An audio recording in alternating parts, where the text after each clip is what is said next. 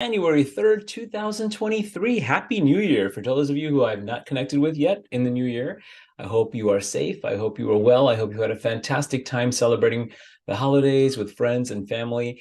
And super importantly, I hope you're ready to really kick some major butt in 2023 in a good way, of course. A lot happening during the whole new year. For those of you who watch football, I know it was a scary moment yesterday where the Buffalo Bills player Hamlin collapsed on the field, and hopefully everything is going okay with his family. It was hard to go into sleep with that news. I kept refreshing my news to hopefully hear some better news from him, and it sounds like he's stable. So thinking of the best for him, and sending all this love to him and his family. What a scary thing to go through. Well, it's New Year's. It's a brand new year, 2023, and as I'm recording this on January 3rd, for those of you who are watching us live as well, you might have already started some of your resolutions. For some of you, New Year's resolutions might be something that you're starting right now. And it got me thinking that there's one resolution that seems to always make it on some folks' lists, those who make resolutions. It's health related. But it's interesting. I find myself at age 47 making different resolutions for my health that I did when I was 22. Not that I remember even making resolutions at age 22, but they were definitely different if I did make them at the time. When I was younger, the idea was, let me just lift as much as humanly possible, get as strong as possible. And then as I got later and later in life, all of a sudden things like walking became an exercise. Remember, I used to scoff at the thought of walking being an exercise, but yeah, it's an exercise now. As long as you get that heart rate pumping. I wasn't even paying attention to my heart rate.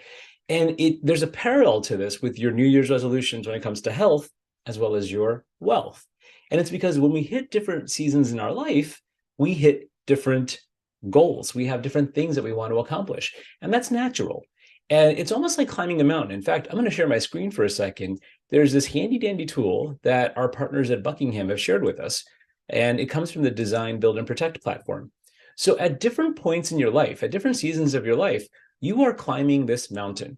And as you're climbing this mountain in your earlier part of your life, all you're worried about is getting up and getting up and getting up. That is your accumulation phase.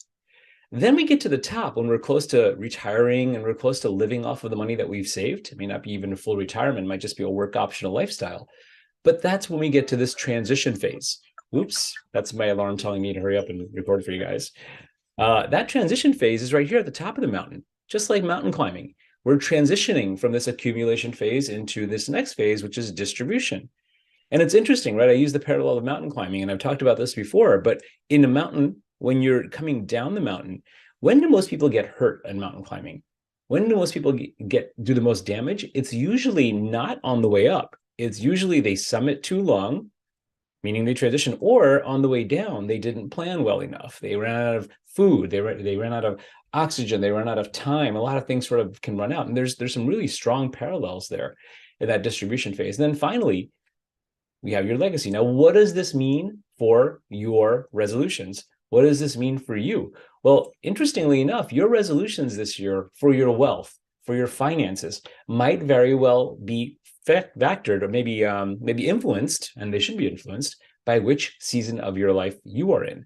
So, for example, let's take somebody who's in this transition phase. Neil, we're transitioning from this period where we were working, and trying to accumulate and just running as fast as we can and hopefully saving, to now we're going to transition to the point where we can see what that next chapter looks like. So during that transition phase, things we want to work on, and what you're looking at here is just that. We're working on things like, let's identify what our taxable income needs are going to be. What is that taxable income? What income do we have to realize before age 72? Now, 72 is a magic number for now, for a lot of folks who are in retirement because of required minimum distributions that come from IRAs and 401ks. As many of you know, if you follow me and if you follow this podcast, that law just changed under the Secure Act 2.0, and we'll be talking more about that later. But then in retirement, what's the purpose of having this life insurance that we have? And what is that career plan transition? Am I going to be consulting? Am I going to be working? Am I going to buy real estate? What is my optimal tax strategy for life after work? Now, those are all examples of things that happen in the transition phase. And maybe those are things that you need to focus on in the new year.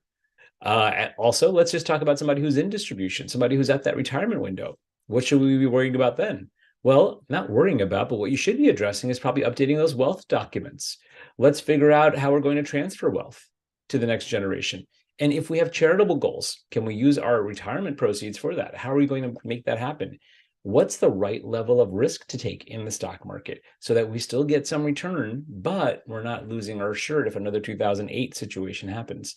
So bringing it back to your New Year's resolutions and all that, this is a cool tool. And if any of you who want this tool, by the way, feel free to private message us. We can definitely send this out to you. And I think we've got a video of me explaining it in much more detail as well too. But as we're starting to think about New Year's resolutions, and as we're starting to think about what season we are in, what phase of our life are we in, our resolutions, our goals, everything that you want to accomplish during your financial lives should somewhat be dictated by where you are and where you're going. It's like that scene in Alice in Wonderland. I never say this word right, so I don't even know why I started doing it. It's the cat. I think it's Cheshire cat. I should really Google it. But the cat asks Alice, Alice asks the cat, "Hey, which way do I go?" And the cat says, "Well, it depends on where you're going." And she's like, "Well, I don't know where I'm going." And the cat says, "Well, I guess it doesn't really matter then, does it?" And very, very similar with respect to your financial plan. Where are you going? If you don't know where you're going, it doesn't really matter what you do. But I suspect most of us have an idea where we want to get. I hope that this is helpful. I hope the new year brings you the best.